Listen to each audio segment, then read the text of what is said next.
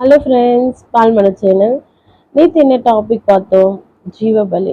இன்னைக்கு பூமியை அழிப்பதில்லை. கர்த்தர் நோவாயிட்ட பலியை முகந்தார்.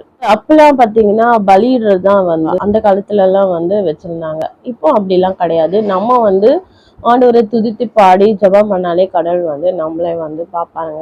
இனிமே பூமியில எதுவுமே சபிக்க கூடாதுன்னு சொல்லிட்டு காலை மாலை கோடைக்காலம் உஷ்ண காலம் இதெல்லாம் தொடர்ந்து இருக்கணும்னு கர்த்தர் நினைக்கிறார். நோவாவையும் அவங்க குடும்பங்களையும் கர்த்தர் ஆசீர்வதிக்கிறார். பழுகி பெருகி பூமியை நிரப்புங்கள் அப்படின்னு சொல்லிட்டு சொல்றாங்க.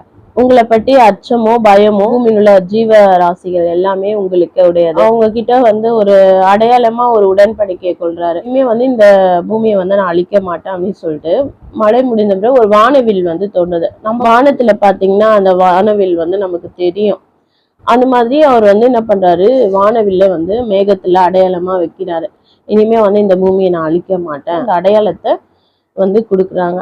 ஜலத்தினால அழிக்க மாட்டேன்னு சொல்லி அவர் வாக்கு கொடுத்திருக்காரு. அவர் வரப்போறாரு, சீக்கிரமா வரப்போறாருன்ற எல்லாருக்குமே தெரியும். ஏன்னா அங்கங்க கொஞ்சம் கொஞ்சம் அழிவுகள் அந்த மாதிரி நடந்துட்டு தான் இருக்கு. ஆனா கடவுள் இன்னும் மனசிறங்கிதான் இருக்காரு. இன்னும் நம்ம ஜனங்கள் மாறுவாங்க, நமக்கு பின்பற்றுவாங்கன்னு சொல்லி நம்மளுடைய பாவங்கள் எல்லாம் கடவுள்கிட்ட ஒப்பு கொடுத்து நம்ம கடவுளை பின்பற்றி வாழணுங்க. கடைசி காலமா இருக்கிறதுனால நம்ம இன்னும் கடவுளை நல்லா சேவிச்சு வாழணும்.